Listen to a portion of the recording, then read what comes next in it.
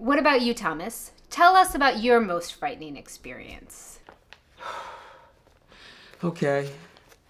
I don't think I've ever told anybody this. It was like 50 years ago.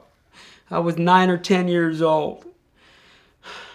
And we used to live in a little town, and we had some woods about half a block away. We used to always go out hiking in them, and we build forts, and there was a frog pond, and we used to get frogs and turtles and bring them home and stuff.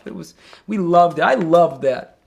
And it was a summer day, and I was wearing a pair of shorts, and my favorite shirt, it was white, and it had these cuffs on it. We don't need to know exactly what you were wearing or doing, Thomas. Let's keep it to the experience and your feelings around it. Well, I decided to go out on a hike by myself because my best friend was out of town. So I'm walking in the woods, and I pick up a stick like I like to do, and I'm hitting trees and turning over logs and picking up bugs, I love that, it's so fun, and I'm just kind of lost in my own world hiking in the woods. And all of a sudden I feel something on my leg, and I knock it off, and then I feel something else on my other leg, and I knock it away and just keep going, and then all of a sudden on my arm, and I knock it away, and then on my neck, and it's starting to bug me, and I'm walking faster, and I knock it away, and I'm swinging my stick at them, but they were kind of after me, or it was after me, I don't know what I was gonna do. It's like, leave me alone, Good, Thomas. You're doing great work, but we need you to stay in your chair, okay?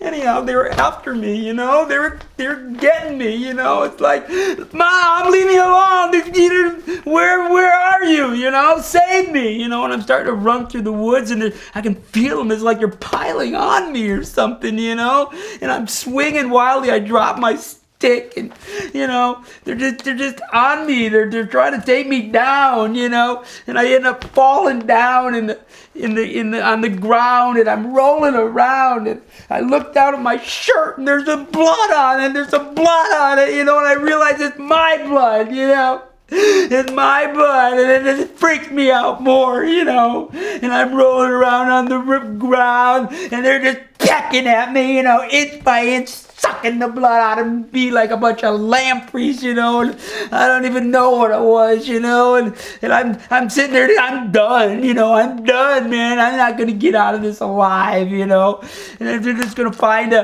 my body laying there, my mom and dad, just my bones and my bloodless skin laying there with all the blood gone from me, or they might not even find me, these things may haul me off to their nests or their dens or wherever they live, I don't know, I just don't know. And I'm rolling around, my last minutes of my life, and I open my eyes, and I see one, it's sitting there staring at me with these big fat beady eyes, cold beady eyes, just looking at me, and it's burrowing into my body, it's burrowing into my skin, and I smash it, and it just splatters this blood, my blood all over, and it's smashing all over, and I'm freaking out, this is it, it's a frenzy. I can feel the weight of them on me. They're compressing on me, taking me out, man. They're taking me out, I'm still, to this day, man, they're in a frenzy, when I hear this buzzing sound, it's like, I still have nightmares to that every night. I wake up in the middle of the night with this buzzing, and beady eyes looking at me, But that was 50 years ago, man, and I'm still sitting here today. I'm a smart guy, man. I outsmarted them. They've been trying to take me down all that time, but I haven't let them. I haven't gone back in that woods for 50 years. I haven't gone in no woods for 50 years. I don't go to the parks. I don't go to the rivers. I don't do nothing outside, I'm smarter than them. They ain't gonna get me.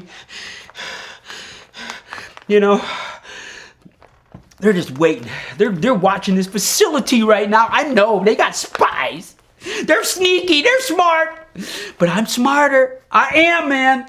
In the last couple years, I've ramped it up. I don't go outside maybe but once every 2 weeks if I need to go to the store or something,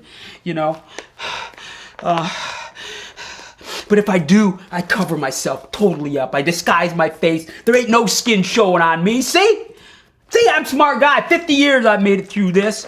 I feel safe generally if I'm inside,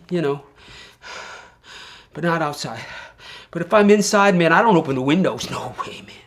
They got spies, man. They'll be in, I think I'm done. Can I go back to my room now? Yes, Thomas, thank you for sharing with us. That was some really great work you did today. I have just one question before you go back to your room.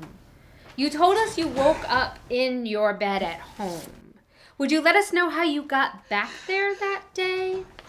Well, from what I know, my mom and dad told me when I didn't come home for dinner, my dad went out looking for me. And he found me laying in the woods. He brought me home and put me in bed. And when I woke up, I don't know how long I was out. I woke up and I started crying, and my dad was sitting there looking at me, And I'll never forget what he said, man. Over 50 years ago, it's etched in my mind. I'll never forget his words. He looked at me and said, "Darn mosquitoes, pesky little buggers, aren't they, son?"